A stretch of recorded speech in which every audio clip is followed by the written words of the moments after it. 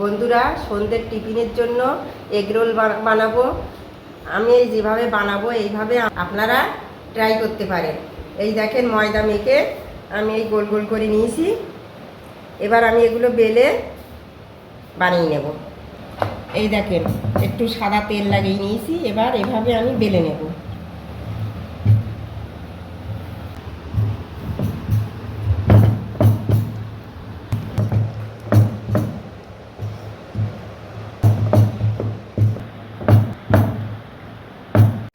এইভাবে বন্ধুরা তেল ছাড়া পরোটাগুলো হালকা একটু একটু করে সেঁকে নেব।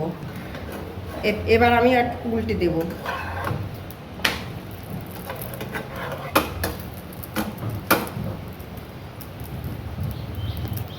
দেখেন, এইভাবে হালকা ভেজে নেবেন পরোটাগুলো। এই যে এটা আমার ভাজা হয়ে গিয়েছে, আমি তুলে নেব। এইভাবে সব পরোটাগুলো সেঁকে নিলাম। এই দেখেন, একটু তেল দিয়ে দিয়েছি। এবার পরোটাটা একটু ভেজে নেব তেল দিয়ে।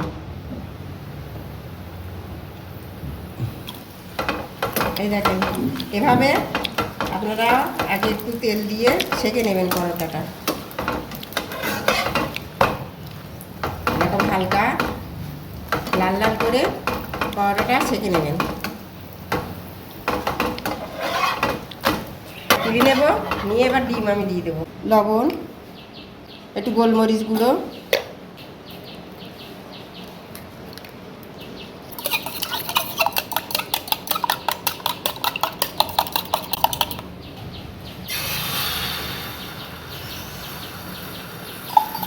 এবার আমি এতে পরোটাটা দিয়ে দেবো।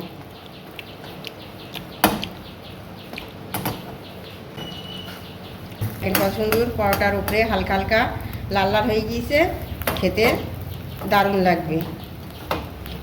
আপনারা এইভাবে বানিয়ে একবার খেয়ে দেখবেন।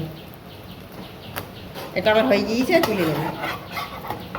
এই যে এগরোল বানানোর জন্য একটু কাঁচা লঙ্কা কুচি, একটু পেঁয়াজ আর একটু শসা কুচিয়ে নিয়েছি ভালোভাবে।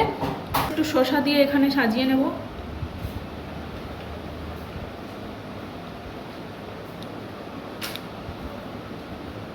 দিয়ে একটু পেঁয়াজ দিয়ে নেব।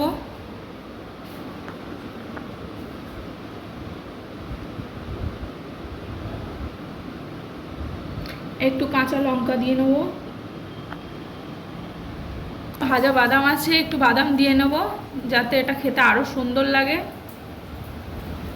এবার একটু সস দিয়ে নেব।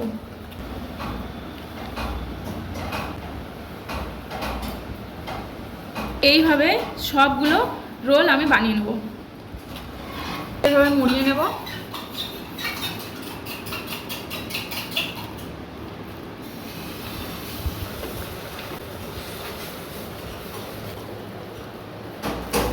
এবারে এই কাগজটাকে এইভাবে এর মধ্যে ঢুকিয়ে দেবো যাতে এটা না পড়ে যায়, যাতে এইভাবে ধরে খেতে সুবিধা হয়। দেখুন, রোলটা আমাদের রেডি হয়ে গেছে। ঠিক এইভাবে বাকি সবগুলো এইভাবে বানিয়ে নেব। এবার শুধু খাওয়ার অপেক্ষা এটা। বন্ধুরা, এই আমার হাতে চলে এসছে নরম তুলতুলে গরম রোল। এই যে আপনারা দেখতে পাচ্ছেন, এর মধ্যে শসা, পেঁয়াজ আর বাদামে ঠাসা। এখন একটা ছোট্ট বাইট আপনাদের সামনে দেবো।